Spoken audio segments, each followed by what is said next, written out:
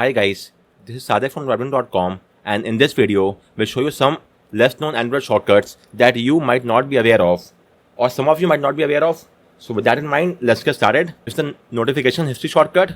So in this regard, if you don't have any notification over here, or if you have any, then swipe to remove them, then tap on notification history or no notifications, and you will now be taken to this page from where you could get hold of all the notifications. The only thing is that you should have enabled this toggle beforehand. If that's all well and good, then simply tapping on no notifications will take you to the history, and you could now get hold of all the notifications from this page. As you could see over here, here are all the notifications which I've got till now.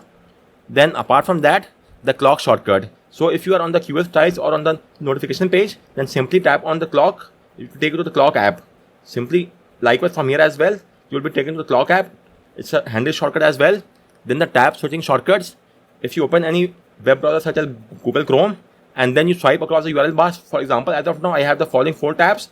If I swipe across this, I will be taken to the next tab, again, the next tab, and the next tab. You could access all the tabs simply by swiping across the URL bar, as you could see with ease.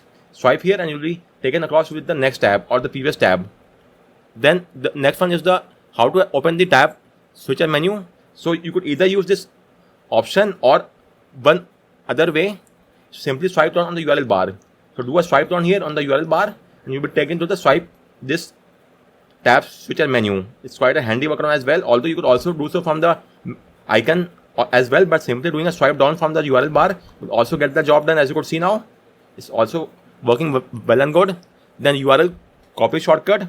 So tap on the icon next to the URL on the left hand side, tap here, and now simply tap on the URL, and it will now be, as you see, it's now copied onto my phone. So again, I'm repeating, just tap on the icon left of the URL bar, then tap on the URL, and it will be now copied, as you see over here. It's quite a handy shortcut as well. The camera shortcut, in this you just have to press the power key twice, and this will open the camera, as you could see. And now you may use the volume key to take a photo as well. So press the volume up or down key, and the photo is now taken. Simply press the power key twice to open the camera from anywhere whatsoever, and then press the volume up or down key to take a photo, and the photo will now be taken. Then apart from that, switching between accounts, if you have multiple accounts, then you may open any Google app such as, let's say, Play Store, and just do a swipe on your account over here, and you'll be taken to the next account. I only have a single account, but in your case, if you have multiple accounts, then just do a swipe from the top right on your account. You'll be taken to the next account. This will work across Play Store, Gmail, Photos, every app. It will work.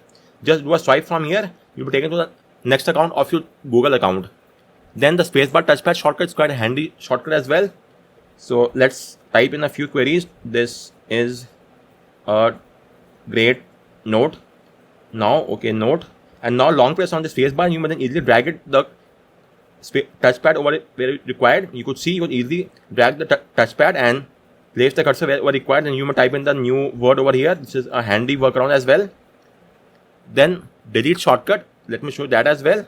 And this, you just have to swipe from right to left on the backspace, and then you could easily choose the word of your choice. Let me do so once again. It's quite a difficult one as well. Swipe from right to left, and then you could easily choose the words over here, and then let go of the key, and the word will now be gone. Again, let me show you. So first, swipe from right to left on the backspace. Okay, it is quite difficult as well. And then you may easily choose the words of your choice, then let go of the key, and then the word will be gone from your phone as well. Then pinch to zoom is quite a handy workaround as well. It will work in Google Photos or Maps as well. Let me show in Google Photos. Open the Photos app, open any photo, then do a swipe down. First do a double tap, and then swipe down, and you could easily zoom in or zoom out as required. As you could see, it will work for all the photos. Just do a double tap, swipe down, and then you could easily do a zoom in or zoom out, as you could see. So guys, these were some of the very handy shortcuts for Android phone. If you know of any other shortcut, please let me know in the comment section, and thanks a lot for watching.